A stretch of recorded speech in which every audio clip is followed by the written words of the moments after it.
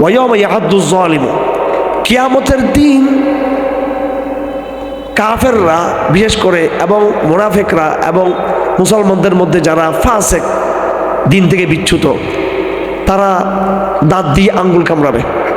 ইয়াকুলু ইয়া লাইতানি ইত্তাখাযতু মা'আর রাসূলি সাবিলা, তারা বলবে হাই, রসুলের পথা কেন আমরা চলি নাই। ইয়া ওয়াইলাতা লাইতানি লাম আত্তাখিয ফুলানান খালিলা, হাই আমি রসুলকে বাদ দিয়ে কেন আমি অন্যদেরকে বন্ধু বানিয়েছি, অন্য পথ পদ্ধতিকে বন্ধু বানিয়েছি। লাকাদ আযাল্লানি আনিয যিকরি বা'দা ইয জাআনি ওয়া কানা আশ-শাইতানু লিল ইনসানি খাযুলা, এই বন্ধু তো, এই শয়তান তো আমাকে কোরআন থেকে বিচ্যুত করেছে। আর শয়তানের চরিত্র কি? ওয়া কানা আশ-শাইতানু লিল ইনসানি খাযুলা, শয়তান কিন্তু বিপদের সময় মানুষকে ছেড়ে যায়, এটাকে আরবিতে বলা হয় খাযুলা। আর আল্লাহ রসুল কি বলবেন? কিয়ামতের দিন আল্লাহর কাছে নালিশ দিবেন। ওয়া ক্বালা আর-রাসূল ইয়া রাব্বি ইন্না কওমি ইত্তাখাযু হাযাল কুরআনা মাহজুরা, আল্লাহ রসুল আল্লাহকে নালিশ দিবেন, হে রব, আমি তো কোরআন নিয়ে এসেছিলাম, কিন্তু আমার এই কওম আমার এই কোরআনকে তার প্রত্যাখ্যান করেছে। ইন্না লিল্লাহ, এই চেয়ে আর কোনো বিপজ্জনক কিছু হতে পারে না। আল্লাহ পাক বলেন ইন্না আরাদনাল আমানাতা আলাস সামাওয়াতি ওয়াল আরদি ওয়াল জিবাল, আমি এই কোরআনের আমানত আসমানকে বলছি তুমি বহন করো, জমিনকে বলছি তুমি বহন করো, আমি পাহাড়কে বলছি তুমি বহন করো। তারা সবাই বলল ফাবাইনা আন ইয়াহমিলনাহা ওয়া আশফাকনা মিনহা ওয়া হামালাহাল ইনসান, আসমান জমিন পাহাড় বলল এত বড় আমানত, কোরআনের আমানত আমি নিতে পারবো না, আমরা দায়িত্ব আদায় করতে পারবো না। কিন্তু মানুষ সেই দায়িত্ব বহন করলো। ইন্নাহু কানা যালুমান জাহুলা, মানুষ এই দায়িত্ব নেওয়ার পরে সেই দায়িত্ব কিন্তু মানুষ আর আদায় করলো না। তো কি হলো? আল্লাহ পাক দুটো গালি দিয়েছেন মানুষকে, ইন্নাহু কানা যালুমান জাহুলা, মানুষ জালেম, মানুষ জাহেল। আল্লাহ আমাদেরকে গালি দিয়েছেন কোরআন বাদ দেওয়ার কারণে। এক নম্বর আমরা কি? জালেম। দুই নম্বর আমরা কি? জাহেল। আল্লাহ পাক সুবহানাহু ওয়া তাআলা সূরা জুমার মধ্যে তিনটা জেনারেশনের কথা বলেছেন। একটা হলো সাহাবায়ে কেরাম, আরেকটা হলো সাহাবায়ে কেরাম পরবর্তী আমরা যারা অনারব, যারা মুসলমান, আরব সাহাবায়ে কেরাম, এরপর অনারব যারা আমরা আছি তাদের সম্পর্কে আল্লাহ পাক বলেছেন। তারপর আল্লাহ পাক ইহুদিদের কথা বলেছেন। আল্লাহ পাক বলেন হুয়াল্লাযী বা'আসা ফিল উম্মিয়্যিনা রাসূলাম মিনহুম ইয়াতলু আলাইহিম আয়াতিহি ওয়া ইউযাক্কিহিম ওয়া ইউআল্লিমুল কিতাবা ওয়াল হিকমাহ ওয়া ইন কানু মিন ক্বাবলু লাফি দালালিম মুবিন, আমি মক্কার এই প্রজন্মের কাছে আমি রসুলকে পাঠিয়েছি কোরআন দিয়ে, তিনি কোরআনের আহকামকে তুলে ধরবেন, কোরআনের বয়ানকে তুলে ধরবেন, বিধিবিধান শিখাবেন, মানুষকে শিরিক থেকে মুক্ত করবেন। এবং এই প্রজন্ম, সাহাবাদের প্রজন্ম আইয়াবে জাহেলিয়াতে তারা পথভ্রষ্টতায় তারা লিপ্ত ছিল, কিন্তু তাদেরকে আমি এই কোরআনের তালিমে নিয়ে আসছি, কোরআনের আলোতে আমি নিয়ে আসছি রসুলের মাধ্যমে। এরপর আল্লাহ পাক বলেন আল্লাহর নবী তো উম্মীদের জন্য, মক্কা মদিনার লোকদের জন্য, আরবদের জন্য এই কোরআন নিয়ে আসছেন এবং তারা ইসলাম গ্রহণ করেছেন। এরপরে আরেকটা জেনারেশন আসবে। আল্লাহ নবীর পাশে একজন সাহাবী বসা ছিলেন, সালমান আল ফারসি। তার বাড়ি কিন্তু আরব দেশে না, তার বাড়ি ছিল ইরানে। তিনি ওখান থেকে অনেক চেষ্টা করে, অনেক লম্বা সফর করে তিনি মদিনায় শেষ নবীর খোঁজ পাওয়ার জন্য তিনি আসছেন। শেষ পর্যন্ত তিনি ইসলাম গ্রহণ করলেন। অনেক লম্বা কথা আছে। তিনি ছিলেন অনারব। আল্লাহ নবী তার পিঠে হাত রেখে বলতেছেন ওয়া আখারিনা মিনহুম লাম্মা ইয়ালহাকু বিহিম ওয়া হুয়াল আজিজুল হাকীম। এই যে আয়াতটা আল্লাহ নবী ওই অনারব ইরানি সাহাবী তার পিঠে হাত রেখে বলতেছেন, তা এর বংশধর থেকে যে অনারব প্রজন্ম আসবে কিয়ামত পর্যন্ত, এরা হলো কোরআন শরীফের মেজদাক, এদেরও মর্যাদা সাহাবাদের মতো। সুবহানাল্লাহ। ওয়া আখারিনা মিনহুম লাম্মা ইয়ালহাকু বিহিম ওয়া হুয়াল আজিজুল হাকীম যালিকা ফাদলুল্লাহ ইউতিহি মান ইয়াশা ওয়াল্লাহু যুল ফাদলিল আযীম। আল্লাহ বলেন এটা হচ্ছে আল্লাহর অনুগ্রহ। ইসলামের প্রথম প্রজন্ম যারা আরব, ইসলামের দ্বিতীয় প্রজন্ম যারা অনারব, আল্লাহ পাক দুটোকেই কোরআনের অনুসারী হিসেবে উল্লেখ করেছেন। এরপরে আল্লাহ পাক আমাদের সামনে একটা উদাহরণ নিয়ে আসতেছেন, মাসালুল লাযীনা হুমিলুত তাওরাহ সুম্মা লাম ইয়াহমিলুহা কামাসালিল হিমারি ইয়াহমিলু আসফারা। আল্লাহ পাক বলেন যে আমি তো কোরআনের আগে ইহুদিদেরকে আমি তাওরাত দিয়েছিলাম, হুমিলুত তাওরাত, তাওরাত তাদেরকে আমি তাদের পিঠে দিয়ে দিয়েছিলাম, তাদের উপর তাওরাত চাপিয়ে দিয়েছিলাম বহন করার জন্য। সুম্মা লাম ইয়াহমিলুহা, তারা কিন্তু তাওরাতের সে দায়িত্ব নেয় নাই, তাওরাত মতো তারা আমল করে নাই, তাওরাত মতো রাষ্ট্রকরণ করে নাই, তাওরাত মতো সভ্যতা বিনির্মাণ করে নাই, তাওরাত মতো বৈষম্যহীন ইনসাফ তারা কায়েম করে নাই, তাওরাত মতো তারা ইবাদত বন্দেগী করে নাই। তো তো কি হলো? আল্লাহ বলেন কামাসালিল হিমার, এরা হলো গর্দব। ইয়াহমিলু আসফারা, গাধা কি করে? অনেকগুলা বোঝা তার পিঠে থাকে, কিন্তু সে কিন্তু গাধা। এই বনি ইসরাইল হলো তাওরাতকে তাদের পিঠে রয়েছে, কিন্তু তারা আমল করে না, তাহলে গাধার মতো হলো এরা। তাওরাত তাদের উপরে আছে, কিন্তু তাওরাত মতো তারা চলে না, এরা গর্দবের মতো।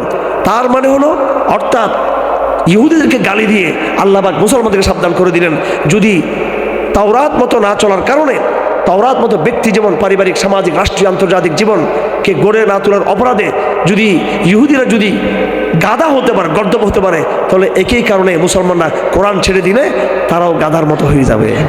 বার্তা পরিষ্কার কিনা? বার্তা পরিষ্কার। এগুলো অনেক ডেঞ্জারাস বার্তা। এবং আরো কিছু আয়াত আল্লাহ পাক বলেন, কিতাবুন আনজালনাহু ইলাইকা মুবারাকাল লিয়াদাব্বারু আয়াতিহি ওয়া লিয়াযাক্কারা উলুল আলবাব। কোরআন শরীফকে আমি নাজিল করেছি, মুবারক কিতাব, লিয়াদাব্বারু, যেন তারা গবেষণা করে, যেন এটা চিন্তা করে। হযরত আব্দুল্লাহ ইবনে মাসউদ রাদিয়াল্লাহু আনহু বলেন, উনজিল কুরআন লিয়াদাব্বারু, কোরআনকে আসমান থেকে নাজিল করা হয়েছে আগে গবেষণার জন্য, বুঝার জন্য। ফাজালু তিলাওয়াতি ইবাদাহ, শুধু মুসলমানরা তেলাওয়াত করাটাকে কাজ মনে করে। অথচ কোরআনের প্রথম কাজ হলো তাদাব্বুর, তার ভাবার্থ বুঝা, তার মর্মার্থ বুঝা, তার ইশারা ইঙ্গিত বুঝা, কোরআনের তৌহিদের বয়ান, কোরআনের মানব সভ্যতা, শিরিকের যে সভ্যতা, তার বিরুদ্ধে ইমানের সভ্যতা, ইমানের সমাজের বিনির্মাণ কেমন হবে, ইমানের লিডারশিপ, শিরিকের লিডারশিপকে দাফন করে ইমানের লিডারশিপের জায়গাকে তৈরি করা। কোরআন এই সমস্ত বয়ানগুলো নানানভাবে এখানে হেকমা ইত্যাদি ইত্যাদি এগুলো এখানে এসেছে। এগুলো গবেষণা না করে শুধু তেলাওয়াত করাটাকেই মানুষ ইবাদত মনে করে, আব্দুল্লাহ ইবনে আব্বাস বলেন। আর আল্লাহ নিজে বলেন, কোরআন নাযিল করেছি আমি গবেষণা করার জন্য। ওয়ালিয়াতাযাক্কারা উলুল আলবাব, এবং যারা জ্ঞানী, যারা বুদ্ধিমান, আলবাব বলা যারা মগজওয়ালা, তারা যেন এখান থেকে নসিহা গ্রহণ করে। আল্লাহ পাক বলেন মুসলমানদের সাথে খ্রিস্টানদের সাথে ইহুদের সাথে তুলনা করে আল্লাহ পাক বলেন, আলাম ইয়ানি লিল্লাযীনা আমানু আও তাখশা কুলুবুহুম লিযিকরিল্লাহ ওয়া মা নাযালা মিনাল হক ওয়া লা ইয়াকুনু কাল্লাযীনা উতুল কিতাব মিন ক্বাবলু ফাতালা আলাইহিমুল আমাদু ফাকাসাত কুলুবুহুম ওয়া কাসীরুম মিনহুম ফাসিকুন। কোরআনের আগে আমি আরেকটা কিতাব দিয়েছি, ইনজিল খ্রিস্টানদেরকে, আরো একটা কিতাব দিয়েছি তাওরাত ইহুদিদেরকে, আরো একটা কিতাব দিয়েছি ইহুদিদেরকে, কি? সেটা হলো জাবুর। আল্লাহ পাক বলেন, আলাম ইয়ানি লিল্লাযীনা আমানু, যারা ঈমানদার, যারা মুসলমান, নবী মুহাম্মদের উম্মত, সময় কি হয় নাই যে তাদের মনটা নরম হয়ে যাবে, মনটা বিগলিত হয়ে যাবে? আল্লাহর জিকির, কোরআনের জন্য তাদের অন্তরে বিনয় আসবে, তাদের অন্তরে। ওয়ালা ইয়াকুনু কাল্লাযীনা উতুল কিতাব, এবং তারা ওদের মতো না হোক, যারা তাদের আগের যে প্রজন্ম ছিল ইহুদি এবং খ্রিস্টান। কি হয়েছিল? ফাতালা আলাইহিমুল আমাদু ফাকাসাত কুলুবুহুম, তারা লম্বা সময় পেয়েছে, তারা অনেক এমনি আশা করে তারা, এবং ফাকাসাত কুলুবুহুম, তাদের অন্তর শক্ত হয়ে গেছে। তাদের অন্তর, ইহুদিদের অন্তর শক্ত, খ্রিস্টানদের অন্তর শক্ত, তাওরাত এবং ইনজিল তাদের অন্তরকে নরম করতে পারি নাই। আমরাও কি সেরকম হবো? আল্লাহ পাক বলেন, তোমরাও কি সেরকম হবা? ওয়া কাসীরুম মিনহুম ফাসিকুন, তাদের অধিকাংশ ছিল তারা নষ্ট এবং কাফের। আল্লাহ পাক বলেন, ওয়া ইযা মা উনজিলাত সূরাতুম মিনহুম ফামিনহুম মান ইয়াকুলু আইয়ুকুম যাদাতহু হাযিহি ঈমানা ওয়া আম্মাল্লাযীনা আমানু ফাযাদাতহুম ঈমানা ওয়া হুম ইস্তাবশিরুন ওয়া আম্মাল্লাযীনা ফী কুলুবিহিম মারাদুন ফাযাদাতহুম রিজসান ইলা রিজসিহিম ওয়া মাতু হুম কাফিরুন। আল্লাহ পাক বলেন, কোরআন যখন নাজিল হয় তখন যারা ঈমানদার তাদের ঈমান আরো বাড়ে, কোরআন দ্বারা কারো কারো ঈমান বাড়ে, আর কোরআনের কারো কারো ঈমান কমে। যারা কোরআনকে অবজ্ঞা করে তারা দিন দিন তাদের ঈমান ডাউন হতে থাকবে, তাদের ঈমান। আপনার উপায় নাই আল কোরআন দারাজ করা ছাড়া। সাপ্তাহিক কোরআন দারাজ করতে হবে, দৈনিক কোরআন আপনাকে পড়তে হবে। আর নয় আল্লাহ পাক দুটো প্রজন্মের কথা বলেছেন, একটা প্রজন্ম কোরআনের কারণে, কোরআন চর্চার কারণে তাদের ঈমান বৃদ্ধি পায়, আর একটা প্রজন্ম যারা মুনাফিক, কোরআন চর্চা না করার কারণে তাদের মধ্যে নাপাকি, আল্লাহ বলেন ফাযাদাতহুম রিজসান ইলা রিজসিহিম, ময়লার উপর ময়লা জমতে থাকে, ময়লার উপর ময়লা জমতে থাকে তাদের অন্তরে। ফি কুলুবিহিম মারাজ, তাদের অন্তরে রয়েছে রোগ। আল্লাহ পাক বলেন সূরা জুমার, আল্লাহু নাযালা আহসানাল হাদিস কিতাবাম মুতাশাবিহা, আল্লাহু নাযালা আহসানাল হাদিস কিতাবাম মুতাশাবিহা। আজানের জবটা দিয়ে নিই আমরা, তারপর আমি 5-10 মিনিট কথা শেষ করে দিচ্ছি ইনশাআল্লাহ আজিজ।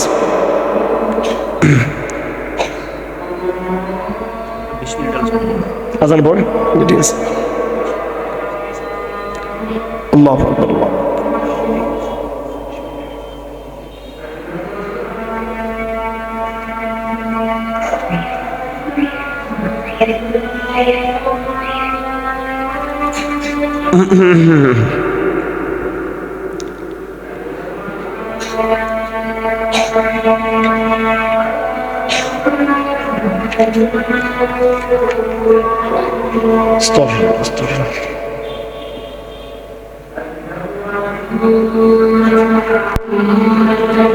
কথা বলবেন ইনশাল্লাহ সর্বোচ্চ।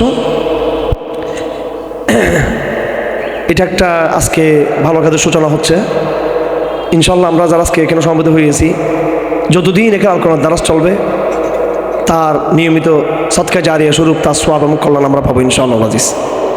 আর আল্লাহ নবী বলেছেন দ্বীনি কাজের মধ্যে সবচেয়ে জরুরি হলো ইস্তেকামত থাকা। শয়তান ডিস্টার্ব করবে, আপনার ইস্তেকামতের সাথে এই প্রোগ্রামটা চালিয়ে যাওয়ার চেষ্টা করবেন ইনশাআল্লাহ আজিজ। কথা বলা খুব সহজ, ওয়াজ করা খুব সহজ, চিৎকার দেওয়া খুব সহজ, কিন্তু ঠান্ডা মাথায় সমাজকে পরিবর্তন করা অনেক কঠিন কাজ। কাজের মাধ্যমে এটা করতে হবে। তো আল্লাহ পাক সুবহানাহু ওয়া তাআলা এরকম বেশ কিছু আয়াত কোরআন শরীফের মধ্যে নিয়ে আসছেন সম্পর্কে, কোরআন সম্পর্কে কোরআন এই সমস্ত আয়াতগুলো নিয়ে আসছে। আল্লাহ পাক শেষ আয়াত যেটা আমি তেলাওয়াত করছিলাম খুতবার পরে, এবং এখানেও লেখা আছে যে আল্লাহ পাক বলেন আল্লাহু নাযালা আহসানাল হাদিস কিতাবাম মুতাশাবিহা। আল্লাহ পাক কোরআনকে নাম দিয়েছেন আহসানুল হাদিস। আহসানুল হাদিস, পৃথিবীতে যত লিটারেচার, যত সাহিত্য, সবগুলোর মধ্যে উত্তম এবং সুন্দর হলো কিতাবুল্লাহ, কোরআন শরীফ। এটা গদ্যও না পদ্যও না, মাঝামাঝি এক রকমের একটা কথা, ঠিক না বেঠিক? এটা উপন্যাসও না, এটা আবার গল্প কাহিনী না, আবার দর্শনিক কিতাবও না, আবার বিজ্ঞাও না, আবার একান্ত শুধু খালি একবারে একদম সুফিবাদী বা একবারে বৈরাগ্যবাদী বয়ানও কিন্তু না। এটা একটা ডাইনামিক, একটা দান্দিক ডাইনামিক একটা মানে চমৎকার একটা বিষয়, সব কিছু এখানে আছে কিন্তু কোরআন কারীমের ভিতরে। তা আল্লাহ পাক বলেন মাসানিয়া তাকশাইরু মিনহু জুলুদুল্লাযিনা ইয়াখশাউনা রাব্বাহুম, যে যারা কোরআন দ্বারা মানুষের লোম পশম কম্পন উঠে, কেঁপে ওঠে, সুম্মা তালিনু জুলুদুহুম ওয়া কুলুবুহুম ইলা যিকরিল্লাহ, এবং তাদের চামড়া কলব আল্লাহর দিকে তো নরম হয়ে পড়ে কোরআনের মাধ্যমে। কখনো কি কোরআনের কারণে আমাদের পশম দাঁড়িয়েছে কারো এরকম? কখনো কি হয়েছে এরকম? কোরআন পড়তে গিয়ে কখনো কি চোখের পানি এসেছে? আল্লাহর নবী হযরত আব্দুল্লাহ ইবনে মাসউদকে বলেন কোরআন পড়ো। আব্দুল্লাহ ইবনে মাসউদ বললেন আমি কি কোরআন পড়বো ইয়া রাসূলুল্লাহ, ওয়ালাকাদ উনজিলা আলাইকাল কোরআন, অথচ কোরআন আপনার উপর অবতীর্ণ হয়েছে। আল্লাহ নবী বলেন আমি কারো কাছ থেকে শুনতে পছন্দ করি। এরপর আব্দুল্লাহ ইবনে মাসউদ পড়া শুরু করলেন, সূরা নিসা পড়া শুরু করলেন। ইয়া আইয়ুহান নাসু তাকু রাব্বাকুমুল্লাযী খালাকাকুম মিন নাফসিন ওয়াহিদাহ ওয়া খালাকা মিনহা যাওজাহা পড়া শুরু করলেন। পড়তে পড়তে যখন আব্দুল্লাহ ইবনে মাসউদ রাদিয়াল্লাহু তাআলা আনহু এই সূরা নিসার 40 নম্বর আয়াতে যখন আসলেন, সেই আয়াতের মধ্যে আল্লাহ পাক সুবহানাহু ওয়া তাআলা বলেন ফাকাইফা ইযা জিনা মিন কুল্লি উম্মাতিন বিশাহিদিন ওয়া জিনা বিকা আলা হাউলাই শাহিদা। হে নবী মুহাম্মদ স্মরণ করুন কেমন হবে ওই দৃশ্য যেদিন প্রত্যেক জাতির কাছ থেকে আমি একজন সাক্ষী রাখবো, নবীদেরকে রাখবো, এবং তোমাকে এই প্রত্যেক জাতির থেকে আমি সাক্ষী দেখে নিব। কিয়ামতের দিন নবীদের ব্যাপারে সাক্ষী দিবে মুসলমানরা যে নবীরা দায়িত্ব আদায় করছে কিনা, কারণ প্রত্যেক নবীর বিরুদ্ধে তাদের সম্প্রদায় বিচার দিবে আল্লাহর কাছে যে নবীরা দাওয়াত দেয় নাই। আল্লাহ নবীদেরকে ডাকবে তোমরা দাওয়াত দিছিলা, নবীরা বলবে আমি দাওয়াত দিছি আমরা, কিন্তু উম্মত বলবে না দাওয়াত দেয়, তখন আমরা সাক্ষী দিব। হ্যাঁ, এরপর আল্লাহ পাক বলেন ওয়াজিনা বিকা আলা হাউলাই শাহিদা, যেদিন তোমাকে আমি চূড়ান্ত সাক্ষী হিসেবে, যেদিন একদম প্রধান সাক্ষী হিসেবে আমি কিয়ামত দিন তোমাকে ডাকবো, কত বড় মর্যাদা। তো এই আয়াতটা শোনার সাথে সাথে আব্দুল্লাহ ইবনে মাসউদ পড়তেছিলেন, আল্লাহ নবী শুনতেছিলেন, ঝরঝর করে তিনি কান্না করে দিলেন। আল্লাহ রাসূল কোরআন পড়ে নবীজি কান্না করতেন, আর সেই কোরআন পড়ে আমাদের মধ্যে কোনো ফিলিংস আমাদের মধ্যে নাই। আমার ভাইরা, একদম সময় শেষ পর্যায়ে চলে আসছি। আমাদের কি বিশ্বাস আছে যে কোরআন পৃথিবীতে যত পরিবর্তন হচ্ছে সবটার বয়ান কোরআন শরীফে আছে? এটাকে আমরা বুঝি এবং বিশ্বাস করি, এটা আমরা। হ্যাঁ, আপনি কি মনে করছেন বর্তমানে ইউরোপের উত্থান সম্পর্কে কোরআন কিছু বলে নাই? গণতন্ত্র, জাতীয়তাবাদ, ইউরোপের উত্থান, আমেরিকার উত্থান, ইসরায়েলের উত্থান, এগুলো সম্পর্কে কোরআন কিছু বলে নাই? সব বলা আছে এগুলো। আমি নিজেও প্রথমে শয়তানের ওয়াসওয়াসা দিত, কিরে কোরআন খালি নূহ আলাইহিস সালাম, ইব্রাহিম ইসলাম, নূহ আলাইহিস, ফেরাউন এগুলো বলে, আমেরিকা কই, ইউরোপ কই, এরা কই, এগুলো বড় বড়, এগুলো কোরআন বলে নাই কেন? তা আসলে কি কোরআন মনে হয় মানে এগুলো ছোটোবেলায় কত বিভিন্ন রকমের সন্দেহ আসতো, তখন তো এলম টলম কম। আর দুঃখের বিষয় আসলে আমাদের শিক্ষা ব্যবস্থার মধ্যে অনেক কি বলবো, কলেজ বিশ্ববিদ্যালয়ে তো কোরআন তো নাই, এটা তো কোরআনটা তালাক দিয়েছে, এটা তো কোরআন তালাক। মাদ্রাসার মধ্যে সংসার আছে কোরআনের সাথে, কিন্তু এখানে দাম নাই সংসারের কোরআনের। এটা মনে কষ্ট পাইয়েন না ওলামা কেরাম। সিম্পল জিনিস আমাদেরকে অনেক কষ্ট করে পরে বুঝতে হবে। কেন এগুলো আমাদেরকে প্রাইমারি লেভেল এগুলো বলে দেওয়া হয় না? স্পষ্ট কথাগুলো, ইসলাম ইজ ইউনিভার্সাল ওয়ার্ড, এই কথা আমাকে আগে বলা হয় না কেন? আমরা যেহেতু 20 বছর মনে ইসলাম মানে শুধু খালি এই 1000 বছর, ইসলাম যে একটা তারও আগে যে একটা ইতিহাস, এই কথাগুলো আনা হয় না কেন এইভাবে? তো এগুলো একটা পুঁথিগত একটা একাডেমিক ইয়ে চলে গেছি আমরা। শুধু শরীয়তের মসলা মসাইল তাও পরিপূর্ণ না, একটা আংশিকভাবে কোরআনকে আমরা পড়ি, সামগ্রিক কোরআনকে আমরা নিজেরাও আমরা ওইভাবে আমরা তুলে ধরার চেষ্টা করি না বা নিজেরাও অনুধাবন করি না। কিন্তু কোরআন সম্পর্কে দেখুন, সময় তো কম, আমি দ্রুত কথা শেষ করার চেষ্টা করব। হযরত আলী বলেন, ক্বালা রাসূলুল্লাহ সাল্লাল্লাহু আলাইহি ওয়াসাল্লাম সাতাকুল ফিতনা কুলতু মাল মাখরাজু আনহা ইয়া রাসূলুল্লাহ। হযরত আলী বলেন, একদিন হঠাৎ রাসূলুল্লাহ বললেন যে বিরাট ফিতনা হবে আগামীতে। ফিতনা মানে সামাজিক, ব্যক্তিগত, রাজনৈতিক, অরাজনৈতিক, ঘরে ভিতরে ঘর বাইরে সংকটে পড়বা তোমরা। আলী বললেন রাদিয়াল্লাহু আনহু, তাহলে রাসূল আমরা কি করবো সাল্লাল্লাহু আলাইহি ওয়াসাল্লাম? আল্লাহ নবী বললেন, বাইর হওয়ার রাস্তা একটাই, কিতাবুল্লাহ, কোরআন শরীফ। কেন? 3টা কারণ বললেন। ফিহি নাবাউ মা ক্বাবলাকুম খবরু মা বা'দাকুম ওয়া হুকমু মা বাইনাকুম। কোরআন হলো তোমাদের অতীতের 1000 বছরের ইতিহাসের বয়ান। এবং ইংরেজি ভাষায় একটা কথা আমি সবসময় বলি, longer if you look back farther you can look ahead. তুমি যত বেশি তুমি পিছনে দেখবা তত বেশি তুমি সামনের দিকে দেখতে পাবা। কোরআন হলো অতীত ইতিহাসের সে বয়ান, যে বয়ান দিয়ে আপনি দীর্ঘ সামনে ইতিহাসকে আপনি দেখতে পাবেন। এই কথা না বুঝতেছিলেন? তো আল্লাহ রাসূল সেটা বলেছেন, অতীতের বয়ান, ভবিষ্যতের সংবাদ এবং বর্তমানের সাংবিধানিক ব্যবস্থা কোরআন শরীফ। এখন আসুন, বর্তমানে শেখ হাসিনার যে পতন হলো, হ্যাঁ, এই ঘটনা বাংলাদেশে এবং সারা বিশ্বে যাগুলো ঘটতেছে, কোরআনের পার্সপেক্টিভ থেকে এটাকে আমরা কীভাবে মূল্যায়ন করব? আমার ভাইয়েরা, একটা রাজনৈতিক অপশক্তির পতন ঘটলো, একটা ফ্যাসিজমের পতন হলো। আল্লাহ পাক সুবহানাহু ওয়া তাআলা হাসিনার নাম কোরআন শরীফে আনে নাই, আওয়ামী লীগের নাম এখানে কোরআন শরীফে আনে নাই, আরও যারা মুনাফিকগুলো আছে এর ভিতরে বাইরে এগুলো নাম আনে নাই, মোদির নাম আনে নাই, ট্রাম্পের নামে আনে নাই। কিন্তু প্রত্যেকটা চরিত্র আল্লাহ পাক সুবহানাহু ওয়া তাআলা বিস্তারিত কোরআনে উল্লেখ করছেন এখানে আল্লাহ পাক। এবং তাদের পরিণাম কি হবে সেটা বলে দিয়েছেন সূরা, এই যে যারা বলে কোরআন শরীফে সময়কাল ব্যবস্থার উল্লেখ নেই, আল্লাহ পাক সুবহানাহু ওয়া তাআলা ফেরাউনের কথা কেন নিয়ে আসছেন? পলিটিক্যাল এস্টাবলিশমেন্ট হলো এটা তৌহিদের পথে প্রথম প্রতিবন্ধক, স্বৈরতন্ত্র পলিটিক্যাল এস্টাবলিশমেন্ট। এটা এই জন্য ফেরাউনকে সিম্বল হিসেবে নিয়ে আসছে, ইতিহাসের সিম্বল, যে দেখো এই যুগে যুগে এই এস্টাবলিশমেন্টটা তোমাদেরকে কি করবে? ফেরাউনিজম তোমাদের ক্ষতি করবে। আল্লাহ পাক বলেন সূরা আরাফের 137 নম্বর আয়াত, وَأَوْرَثْنَا الْقَوْمَ الَّذِينَ كَانُوا يَسْتَضْعَفُونَ مَشَارِقَ الْأَرْضِ وَمَغَارِبَهَا الَّتِي بَارَكْنَا فِيهَا وَتَمَّتْ كَلِمَةُ رَبِّكَ الْحُسْنَى عَلَى بَنِي إِسْرَائِيلَ بِمَا صَبَرُوا وَدَمَّرْنَا مَا كَانَ يَصْنَعُ فِرْعَوْنُ وَقَوْمُهُ وَمَا كَانُوا يَعْرِشُونَ। আল্লাহ পাক বলেন এটা আমার বিধান, শক্তিধরদেরকে বহুদিন আমি ছেড়ে দিব, এরপর আমি তাদেরকে ধরবো এবং দুর্বল জনগণকে আমি ওই শক্তিধর স্বৈরচারদের ভিতরে আমি বিজয় করবো, আমি তাদেরকে। আচ্ছা আসেন এরপরে সূরা কসস, আল্লাহ পাক বলেন তাসিন মিম তিলকা আয়াতুল কিতাবিল মুবিন নাতলু আলাইকা মিন নাবাই মুসা ওয়া ফিরআউন বিল হাক্কি লিকাওমি ইউমিনুন। তোমাদের সামনে আমি মুসা আর ফিরআউনের দুইটা উদাহরণ নিয়ে আসতেছি। আল্লাহ পাক বলেন ইন্না ফিরআউন আলা ফিল আরদ وجعل أهلها شيعا يستضعف طائفة منهم يذبح أبناءهم ويستحيي نساءهم। ফিরআউন কি করতো? মানুষকে বিভক্ত করে করে তাদের উপর শাসন চালাইতো, মেয়েদেরকে বাঁচিয়ে রাখতো, ছেলেদেরকে হত্যা করতো। আল্লাহ পাক বলেন ইন্নাহু কানা মিনাল মুফসিদিন, এটি ছিল সন্ত্রাসী, ফিরআউন ছিল। তারপর ওয়ানুরিদু আন নামুন্না আলাল্লাযিনা ইসতুদঈফু ফিল আরদ, কিন্তু আমার প্ল্যান হলো যারা জনগণ দুর্বল এদেরকে আমি ক্ষমতা অর্জন করব, এদেরকে আমি সাহায্য করব। ওয়ানাজহুম আইম্মাতান, লিডারশিপ এদেরকে বানাবো। ওয়ানাজহুল ওয়ারিসিন, ফিরআউন পরবর্তী পুনর্গঠনের দায়িত্ব এদেরকে আমি দিব। ওয়ানুমাক্কিনা লাহুম ফিল আরদ, এবং এই জমিনের যে তামকিন, জমিনের যেই সক্ষমতা, জমিনের যে লিডারশিপ ব্যবস্থা, এটার পুরো জিম্মাদার আমি এদেরকে দিব। তাহলে বয়ানটা আছে না নাই? এই ফেরাউনিজমকে ধ্বংস করা হয়েছে। এটা পলিটিক্যাল ফেসিজম বলি লাভ নেই, এগুলো ছাত্রদের পরিকল্পনা। পুরো ঘটনা দেখেন বাংলাদেশে, এটা কিন্তু যখন আন্দোলন শুরু হয় তখন কিন্তু কেউ এই কথা বলে নাই যে আমরা রাজনৈতিক আন্দোলন শুরু করেছি, সবাই কোঠার আন্দোলন করেছিল। হঠাৎ রক্ত যখন পড়া শুরু হলো, আমাদের ছাত্রদের প্ল্যান ছাড়াই, রাজনীতিবিদদের কোনো সহযোগিতা ছাড়াই, বিদেশি প্রভুদের কোনো ইঙ্গিত ছাড়াই কিন্তু একদম এটা প্রাকৃতিকভাবে আল্লাহর হুকুমে সেটা কিন্তু ষড়যন্ত্রের পথের দিকে চলে গেছে, এমনি চলে গেছে। এক দফা কিন্তু প্রথম থেকে ঘোষণা হয় না। কথা মিলতেছে কিনা এগুলো?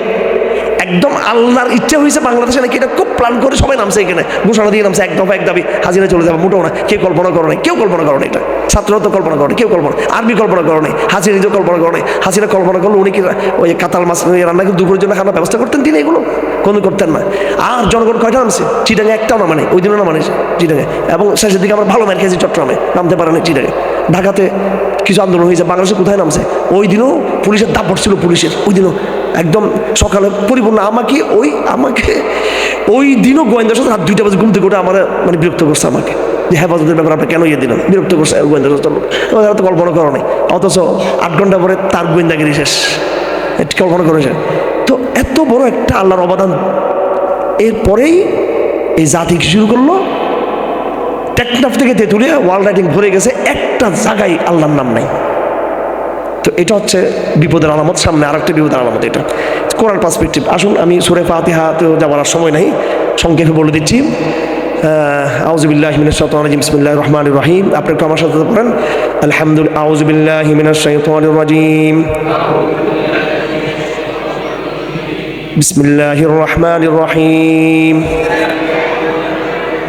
আলহামদুলিল্লাহি রাব্বিল আলামিন,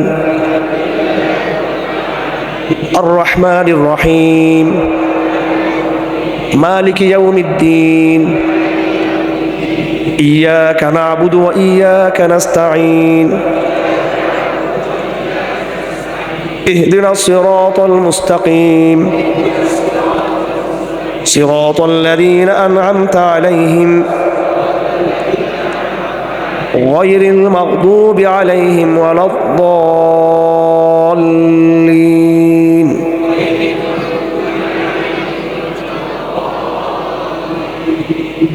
আল্লাহ রসুল সাল্লাল্লাহু আলাইহি ওয়াসাল্লাম আবু সাঈদ আল মুআল্লা, একজন বড় সাহাবী, তাকে বলেন, আসো লা উআল্লিমান্নাকা আ'যামু সূরাতিন ফিল কুরআন, আমি তোমাকে আজকে কোরআনের সবচেয়ে বড় সূরা তোমাকে শিক্ষা দিব, সবচেয়ে গুরুত্বপূর্ণ সূরা। ওয়া হুয়া আস-সাবউল মাসানি, আল্লাহ রাসূল এটা আস-সাবউল মাসানি, সেটা হলো সূরা ফাতিহা। অনেক ফজিলত, অনেক কথা, এবং যাদের বিভিন্ন রোগ আছে আপনারা সবাই সূরা ফাতিহা পড়ে আপনার চিকিৎসা করবেন, নিজের চিকিৎসা নিজে করবেন। এটা পরে পানি খাবেন, এটার অনেক ফজিলত, অনেক। কোরআনে সূরা ফাতিহার মেসেজটা বোঝার জন্য খুব সংক্ষেপে, সময় যেহেতু কম, এটাকে 3 ভাগে ভাগ করতে হবে। আলহামদুলিল্লাহি রাব্বিল আলামিন, আর রহমানির রহিম, মালিকি ইয়াউমিদ্দিন, এটা 1 ভাগ। ইয়াকা না'বুদু ওয়া ইয়াকা নাস্তাঈন, এটা 2 নম্বর ভাগ। ইহদিনাস সিরাতাল মুস্তাকিম, সিরাতাল্লাযীনা আন'আমতা আলাইহিম গায়রিল মাগদুবি আলাইহিম ওয়ালাদ-দাল্লিন, এটা 3 নম্বর ভাগ। সূরা ফাতিহার কয়টা ভাগ? 3টা ভাগ। প্রথম ভাগটাতে আল্লাহ পাকের সত্তা, আল্লাহর গুণাবলী, এগুলোর বিবরণ, এটা আপনারা দেখে নেবেন। আল্লাহ পাকের তাওহীদের রুবুবিয়ত, তাওহীদের জাত ও সিফাত, আল্লাহ পাক সুবহানাহু ওয়া তাআলা নিজের তাওহীদের সমস্ত রকম বর্ণনা, বিবরণ এখানে নিয়ে আসছেন আল্লাহ পাক সুবহানাহু ওয়া তাআলা। তাওহীদের রুবুবিয়ত, উলুহিয়ত, সিফাত, আল্লাহ রব হিসাবে, এলাহ হিসাবে, গুণাবলী অধিকারী হিসাবে। আলহামদুলিল্লাহ রব্বুল আলামিন, এখানে সারা জগতের কথা বলা হয়েছে।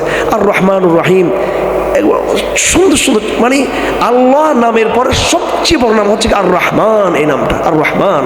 হ্যাঁ, তো এরপর আর রহিম, মালিক ইয়াউমিদ্দিন। রহমানুর রহিম বললে তো মনে হয় যে আল্লাহ তো গুনাহ করি আল্লাহ কাছে যাওয়া যাবে, আল্লাহ মালিক ইয়াউমিদ্দিন, কিন্তু আমি রহম দয়া, আবার আমি বিচারও করবো তোমাদের, মালিক ইয়াউমিদ্দিন। যাক, এটার ভিতরে আমরা আল্লাহ সিফাতকে আমরা পাবো। যেই আল্লাহ, যে রব, তার রুবুবিয়ত, তার উলুহিয়ত, তার সিফাতের জায়গায় এত বড় মহান সত্তা, অদ্বিতীয়, তা আমার করণীয় কি?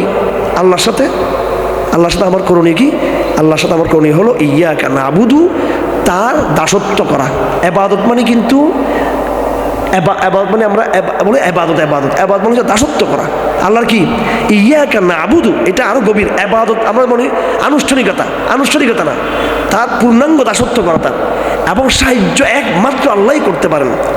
আমরা কারণ এই দাসত্ব এবং সাহায্য জায়গাটা আমরা মানুষ থেকে নিই, পরিবেশ থেকে নিই, কিন্তু দাসত্ব এবং সাহায্য জায়গাটা কিন্তু এক। এবার আল্লাহ ভার্সেস ম্যানকাইন্ড, এই সম্পর্কটা খুব জরুরি।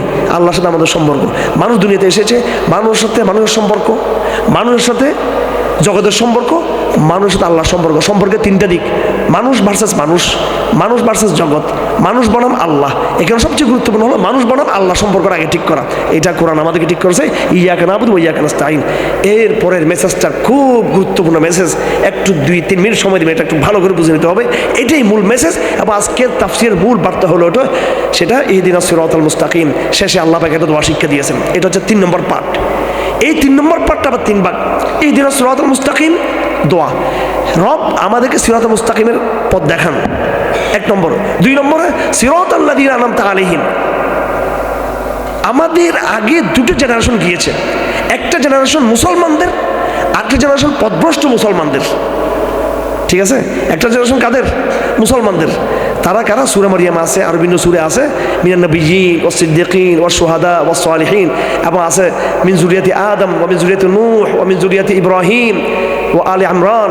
যারা আদমের বংশধরদের মধ্যে যারা ঈমানদার, নূহের বংশধরের মধ্যে যারা ঈমানদার, ইব্রাহিমের বংশধর যারা ঈমানদার, আলে ইমরানের বংশধর যারা ঈমানদার, ওই ঈমানদারদের পথে আমাদেরকে চালা, অর্থাৎ অতীত জেনারেশনে যারা মুসলমান ছিল তাদের পথে আমাদেরকে রাখবেন, এটা সিরাতুল মুস্তাকিম।